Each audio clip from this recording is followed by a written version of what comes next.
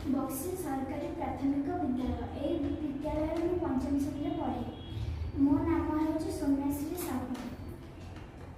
मुझे गोटे सामाजिक विज्ञान प्रोजेक्ट प्रकल्प कार्य बनई यहाँ हूँ पवन चक्री।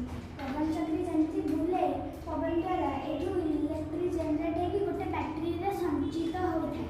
ये संचित बैटेरी इलेक्ट्रिक जमी आम ऑन करमती लाइट गुड़ाक ऑन हो जाए आम राति ऑन कर।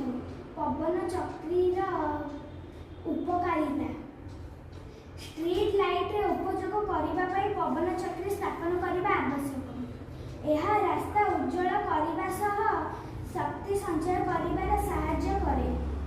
पवन चक्री स्थापन करने स्थान निर्वाचन करने आवश्यक। स्थान निर्वाचन करने पवन वेग एवं दिग को ध्यान में रखा आवश्यक।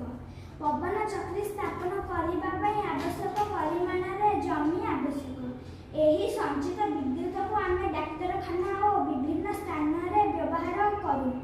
यहाँ हूँ आज मोर प्रकल्प कार्य। रहुची नमस्कार। जय जगन्नाथ।